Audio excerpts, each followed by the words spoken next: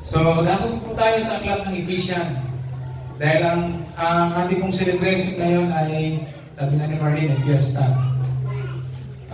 Pasensya na po kayo dahil hindi po tayo nagsiselebrate po ng Christmas o Pasko. Dahil po sa Bible, wala kang makikitang Pasko. At ang December ay hindi po may tuturing na Pasko, biblically. So tayo po nagsiselebrate po ng year-end and Thanksgiving. Mamaya po, baka malito po kayo, ba't wala kayong Pasko? Diba? So kayo po may katanungan, buksan mo yung solar. Okay.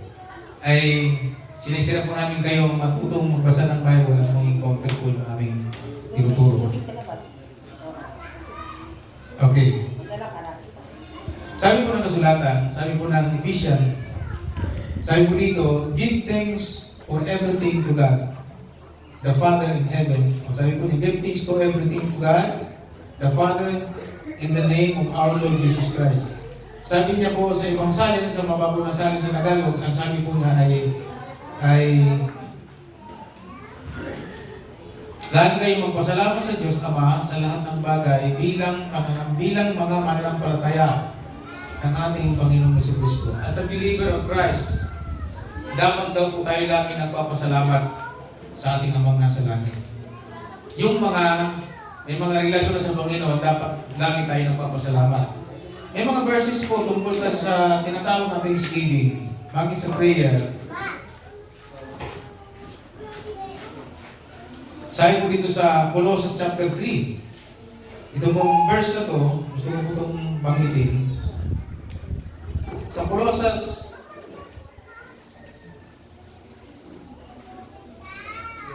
nagunan niya po kayo, Colossians, punta na niyo Colossians. Chapter 3, verse 17, it says, sabi po niya, dito po sa English version, sabi niya, and whatever you do or say, do it as a representative of the Lord Jesus, giving thanks through Him to God the Father. So sabi niya, ano man daw po ang ating ginagawa, gawin daw po natin ito bilang representative ng Panginoon, para sa Panginoon, at magpasalamat tayo sa Ama. So tayo po ay, ano man ang ginagawa natin, sa Tagalog po, ano man ang ginagawa natin, gawin natin sa pangalan ni Jesus, at magpasalamat tayo. So dahil sa prayer po, even dito po sa Philippians chapter 4, sa Tagalog, mababasa po natin dito sa Tagalog, ang sinasabi ng Apostol Pablo sa chapter 4, verse 6. Huwag kayong mag-alala sa anumang bagay. Sa halip, ilapit niyo sa Diyos ang lahat ng pangangailangan niyo sa pamamagitan ng panalangin may pasasalamat. Even Lord, may ibig po kung meron tayong mga kahilingan sa Diyos. Sabay kahilingan sa Diyos. Sabi po dito, hilingin natin ito na mayroong pasasalamat. Kasi po ngayon, dapat po tayo magpasalamat. Ngayon, ang tanong, ano mga dapat natin ipagpasalamat sa Diyos? Diba, katulad si Nico, kapasalamat sa Diyos dahil yan pong batang yan, batang youth camp, mula sa pagkabata ay sama na ipakilala sa kanyang Panginoon. At normally, kapag hindi po, alba, nagbibinatayan, malaki, at wala pong tinatawag na devotion, walang intentional discipleship, hindi magabayan, siyempre nasa mundo yan, hindi maiwasan. Ano tawag yan? Pag walang salita ng Diyos araw at gabi, malalayo sa Panginoon niya. Amen? So nabuhay po siyang nalayo sa Panginoon, nangyari sa kanyang buhay, hanggang sa nagkaroon ng asawa. And yet, salamat sa Lord sa kanyang nanay na nanalangin, at pasalamat sa Diyos, at nag-ayuno sa Diyos sa panalangin ng kanyang pamilya ay mabalik sa Diyos. Tutugan ng Panginoon, nahipong muli si Nico, automatic po ay binigyan natin agad ng task na mag-aaral ng Biblia at gulay. At pinakita po yung benepisyo nito. At yan, nakabalik siya sa biyaya ng Panginoon. At yun ang dapat ipagpasalamat. Amen. Alam niyo ba, sabi ng aklat ng Lucas 15, o kayo nang babasa ng Bible, Ang sabi ng salita ng Diyos, sabi ng Panginoong Isus, di nyo ba alam na milyon-milyong anghel ang nagdiriwang sa langit dahil sa isang kaluluwang nakabalik sa Diyos? Alam mo ba niyo yun? So dapat tayo magpasalamat pag may bago na nakabalik kay Lord. Alam ka natin ito. So, nagdiriwang ang Diyos. At yung ginamit ni Lord na bihikulo, yung taong nagpagamit sa Diyos, may pangako ang Diyos doon. Even sa Old Testament, may pangako ang Diyos doon sa Daniel. Sabi niya, magturo ang magbahagi ng kabutihan, ng katwiran sa mga tao ay magliliwanag na parang mitungin sa langit, sa langit, sa likod. So hindi mo na kailangan magpa-star, maghingi ng mag-isikat. Magdala ka lang ng kaluluwa kay Lord na nahubo mo siya na disciple, sikat ka na kay Lord, star ka na. Amen po ba? So, meron po tayong dapat ipagpasalamat sa Diyos. Hindi ko po habaan kasi gusto ko makita po nyo kung ano mga dapat natin ipagpasalamat sa Panginoon. Yung realidad, bakit tayo magpasalamat? Una po, dapat magpasalamat tayo sa Diyos dahil buhay pa tayo. Amen! Dahil pag patay na tayo, wala na. Sabi nga ng alam ng kawikaan, Panginoon, huwag mo yan kung mamatay dahil ang mga patay hindi makapagpupuri at hindi makapagpasalamat. Hindi makakapagdala sa iyo ng mga handog. Hindi makakapagdala ng mga first fruit, offering, dahil sabi niya wala, hindi sila patay na sila eh. Kundi kami mga buhay, kaya Panginoon sabi niya, huwag niyo kami hayaang mamatay ng walang kapuluhan. Kaya nagpasalamat si David. Mapapansin ko ang aklat ng awit na sinulit ni David at ng kanyang mga disciple na mga awit. Kung wala na si David, yung kanyang mga alagad, yung kanyang mga disciple ng sulat, at yan po ang binuo ng aklat ng awit at kawikaan. Mga kapatid, dahil ang kawikaan, sulat ni Solomon, yung mga ng Solomon. So, ibig si Solomon nakapagsulat ng aklat ng mga awit, yung awit ni Solomon. Hindi po ba? Ayun yung mga pagpapasalamat sa Diyos. Kung makikita natin, wala tayong dapat gawin kundi matutunan natin magpasalamat ang Diyos sa Diyos. Sabi nga po ng aklat, sabi nga po ng salita ng Diyos, mabuti man doon masama ang nangyayari, magpasalamat natin sa Diyos. Nabasa niyo na po yun? Sapagkat ang Diyos ay may layunin. Ibig sa pagdanas ng pagsubok, kailangan natin magpasalamat sa Diyos. Pag dumarating daw po ng pagsubok sa atin, ay dapat tayong magpasalamat. Dahil hindi walang pagsubok na dumating sa buhay ng tao na hindi alam ng Diyos. Nalala niyo si Job? Yung pagsubok na dumating kay Job ay hindi para ibagsak si Job, kundi para siya pala ay magdanas ng promotion. Gusto niyo ng promotion? Huwag niyo ayawan ng pagsubok, pagpasalamat sa Diyos ang pagsubok. Dahil ang pagsubok ang magdadala sa atin sa tinatawag na promotion. So, gusto ko pong ibagay sa inyo na marami tayong pwede pagpasalamat sa Diyos. Una po, ang sabi kanina, pagpasalamat tayo sa Diyos dahil hindi pa tayo patay. Buhay pa tayo. Kaya tuwing umaga, pag nagising tayo, salamat Lord, buhay pa ako. Amen. Hindi po ba?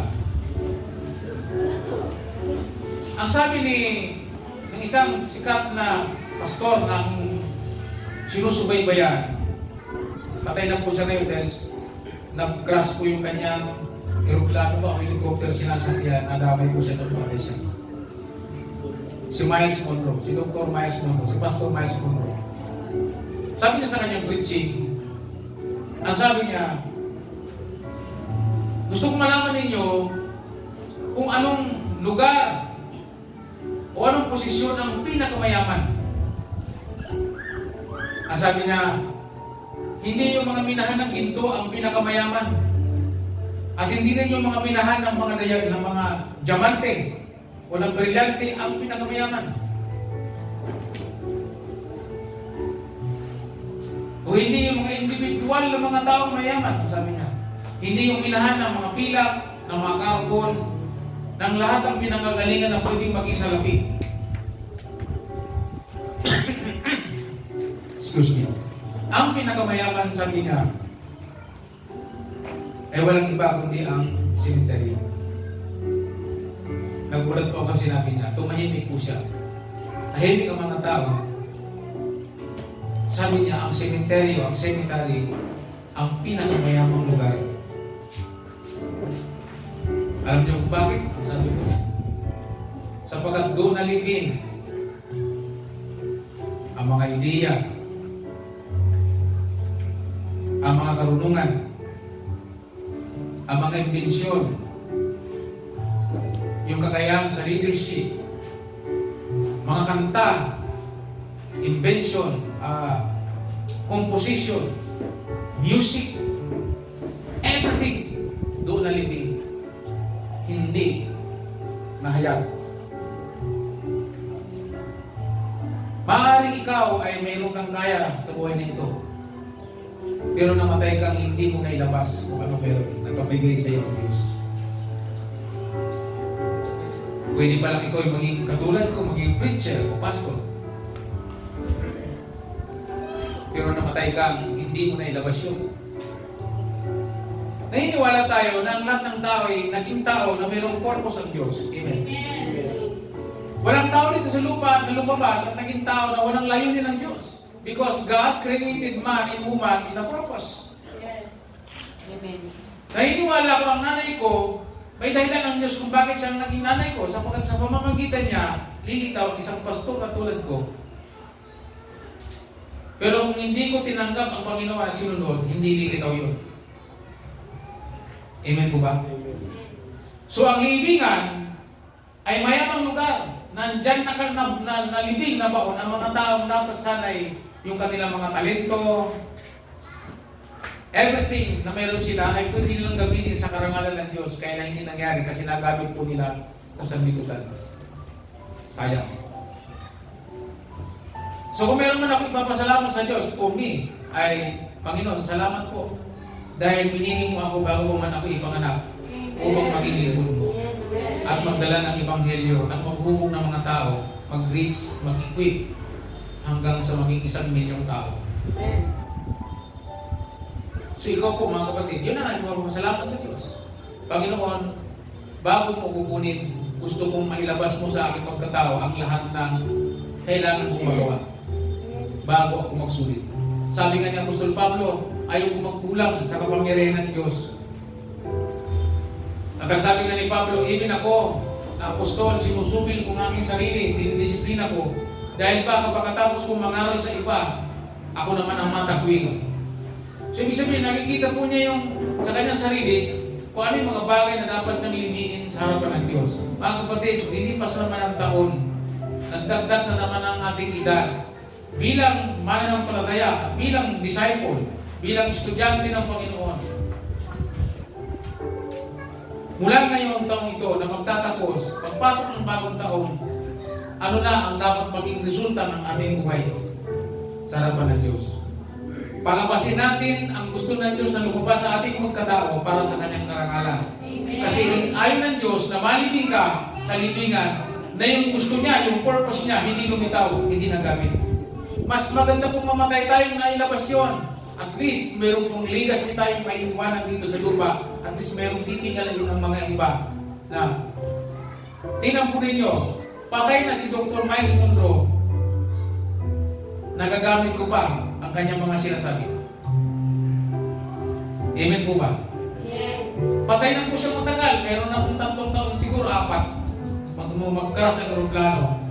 Pero ang sabi niya, bago man lang ako mamatay, ang sabi niya, mailabas ko paano mayroon. Isa po siyang leader na nagdadala ng magandang motivation sa lahat ng mananampalataya ng Panginoon. At isa ako doon sa na-motivate ng kanyang mga karununan ng Diyos na sa kanya. Ayaw niya pong mailibing yun. At least bago po siya namatay, na ilabas po niya yun. At hanggang ngayon, nagsasalita po ang kanyang buhay ibig sa akin. At ngayon, nagsalita pa ang kanyang buhay.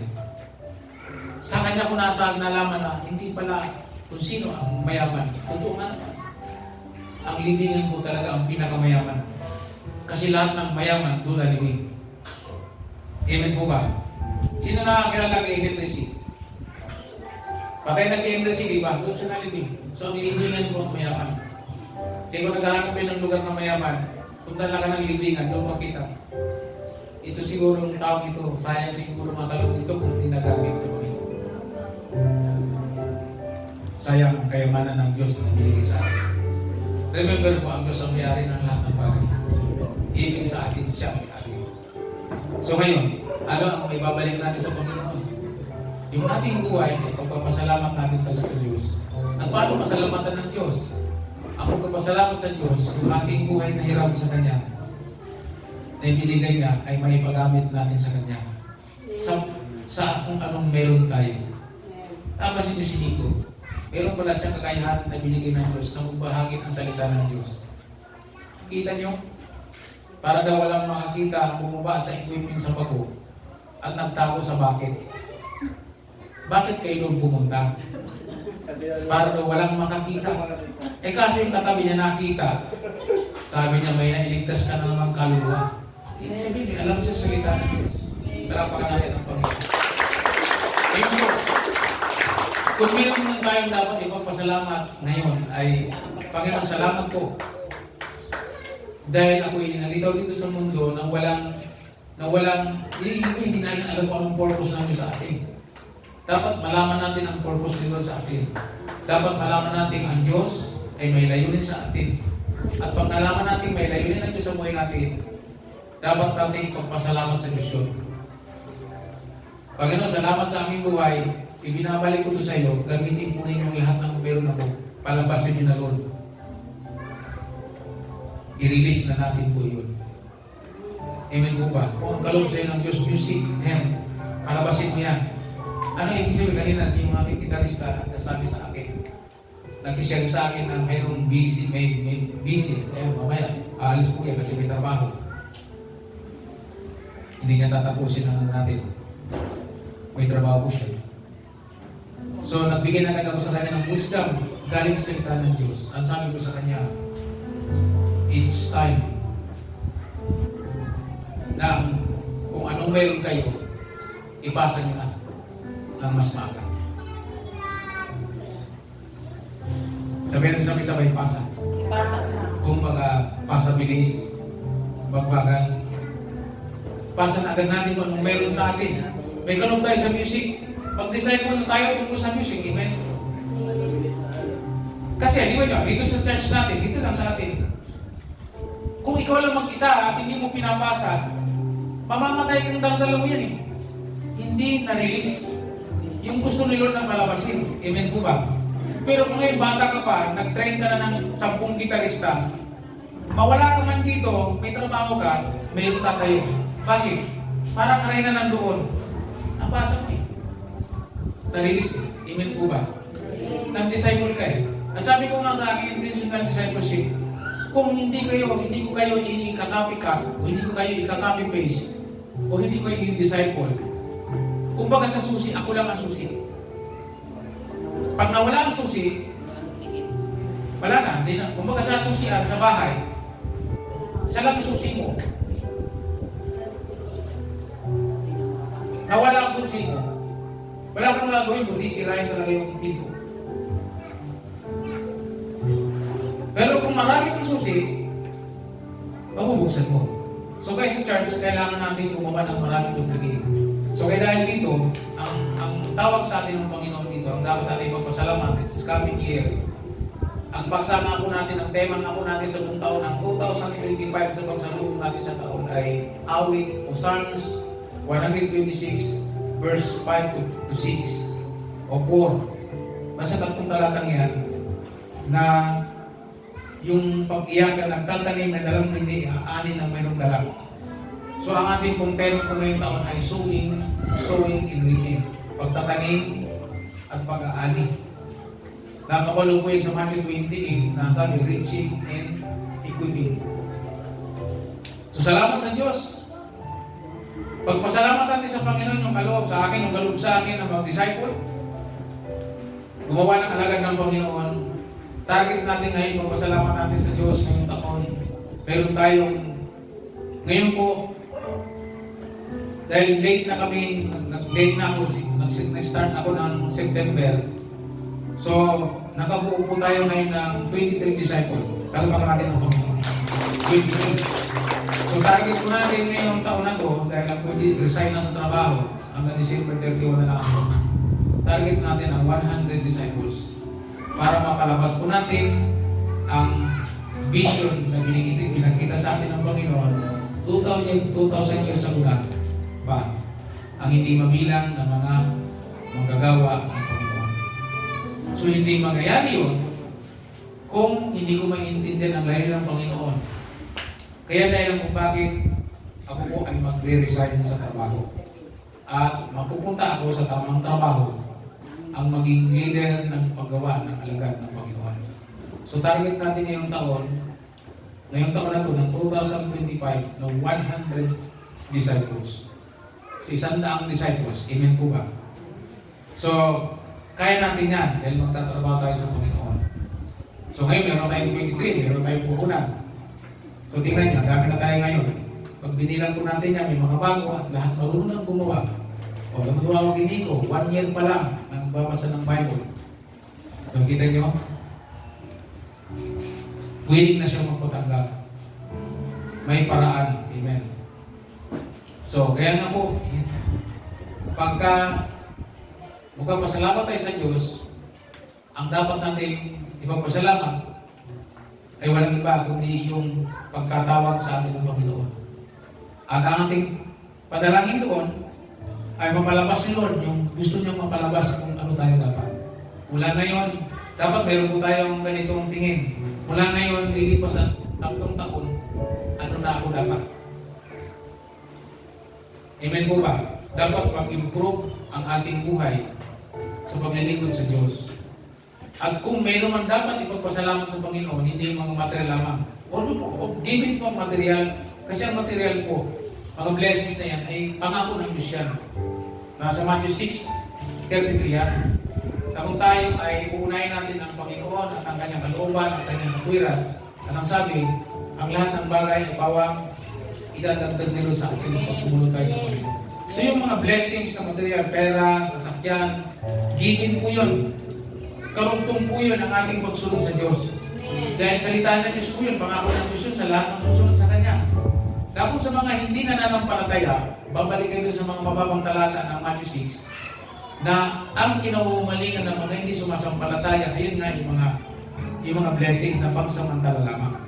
Pero tayo mga mananampalataya, tayo mga alagad, ang priority natin, yung kung mayroon tayong ano dapat, yung ating relasyon sa Panginoon ang dapat natin ipagpasalamat.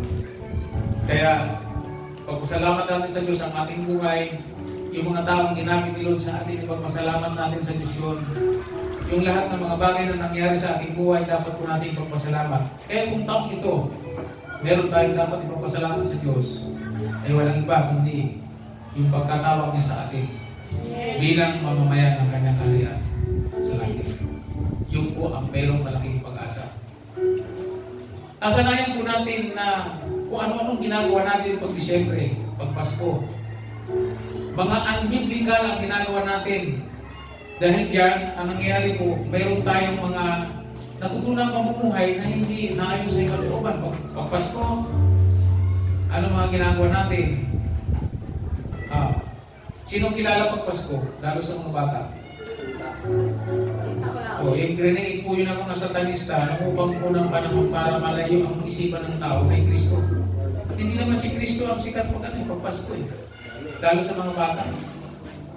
Santa Claus. Basahin po nyo ngayon, lumitaw na ngayon yung mga revelation na. Satanin pala talaga yun. Pag Pebrero, si Cupid, di ba? So, ibig na church, may mga sa church.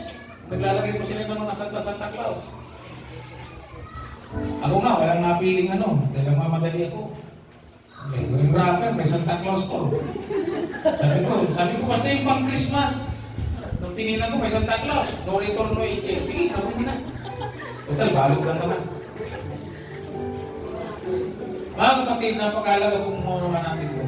Hindi lang tayo sa regalo, lalo pagka nag-ragis na natin, pag Pasko, pag walang regalo, malungkot ang tao. Sabi ko, bakit tayo na-invade ng ganyang paniniwala at pamumuhay sa kaisipan ng tao? Sino sa inyo pag Pasko dati, pag walang regalo, malungkot? Pasko na naman, wala pa rin girlfriend. Walang connect yun. Ang inaalala ko ng kapanganakan ng Panginoon ay yung dumating ang kaligtasan sa buhay ng isang tao. Kaya ang tao, hanggat hindi nakikilala ang Panginoong Jesucristo bilang Panginoon tagapagligtas, walang Pasko sa Kanya. Natunay. Ang tunay na Pasko ay darating sa kanya kung tinanggap niya si Lord bilang Panginoon tagapagligtas. Kaya hindi ko yung napatanggap ko doon sa bakit ng bako. Dumating ang Pasko sa kanya sa bakit ng bako. Dapat memorable yun na doon doon niya tinanggap. Ang Panginoong Jesucristo bilang tagapagligtas ng kanyang buhay, dumating sa kanyang kaligtasan, yet ang Pasko ay dumating sa kanya. Bakit ng Julian? Amen po ba? Ako dumating ang Pasko sa akin sa ano? Sa preaching ng pastor sa church. Nung ako'y may invite sa church, dumating ang Pasko, doon ko tinanggap ang Panginoon bilang personal na tagapagligtas ng aking buhay. Kaya mga kapatid, pag gusto natin dumating, kaya nga sa atin araw-araw ay Pasko. Wala namang, ang Pasko po kasi ay kapanganakan ng ating Panginoon tagapagligtas. At wala pong nakasulat kung yan ay Disyembre. Pag inaralan yung Bible, panahon ng taglamig. So mga kapatid, hindi siya talaga Disyembre.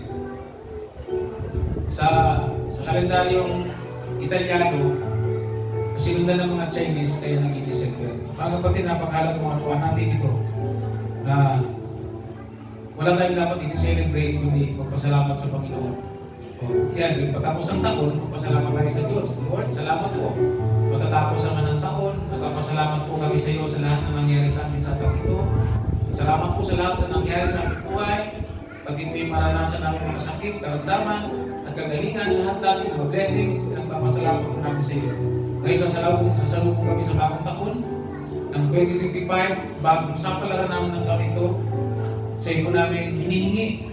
Sabi po dito sa Colossians, saka sa Philippians, ipagpasalamat daw po natin iyong parating pa lang.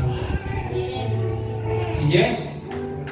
Salamat po sa aking buhay. Gamitin niyo yung mga bagay na nasa akin na kaloob mo.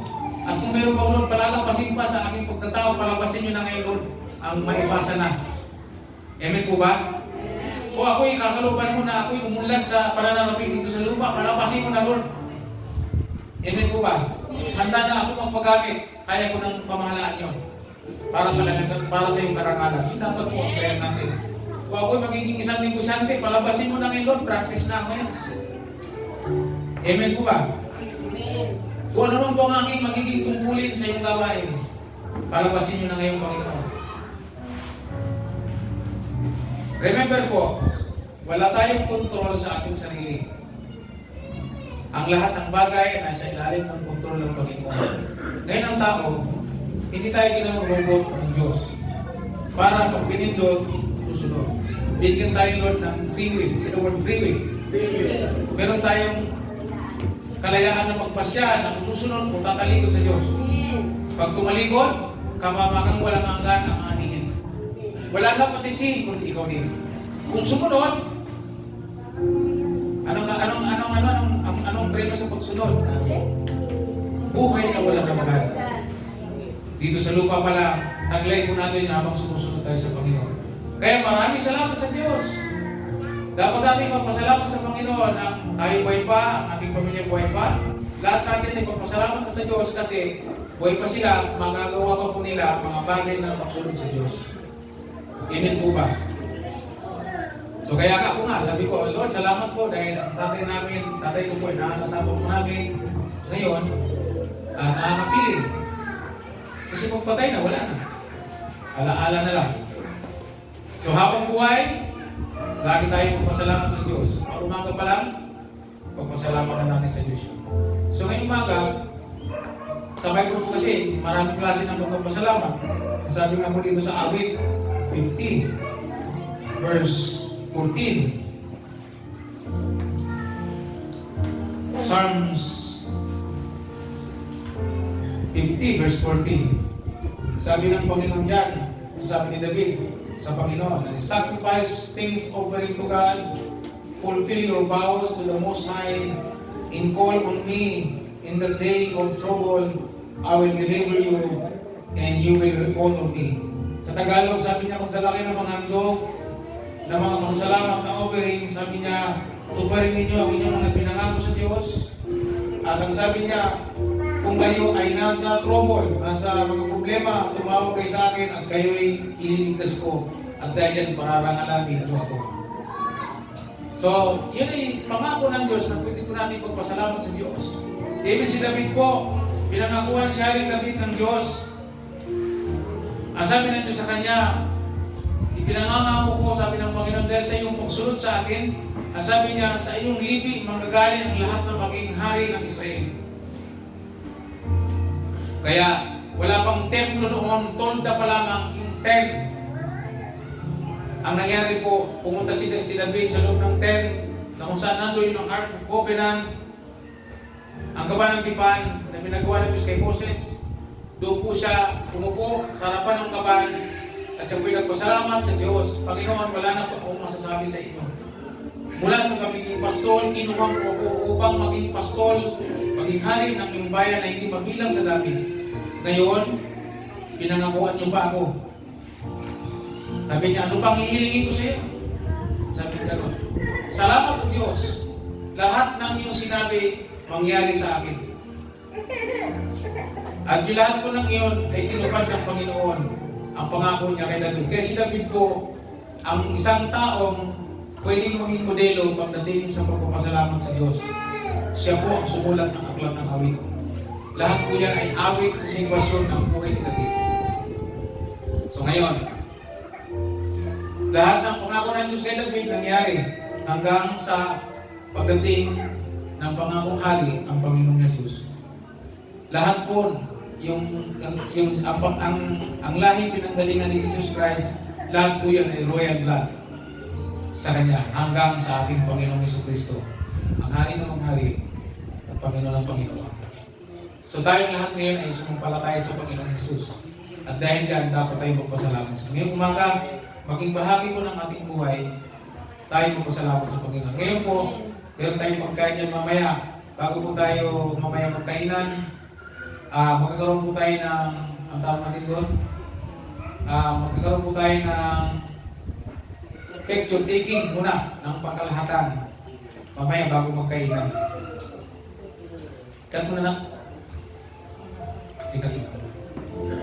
So, purihin ang Panginoon.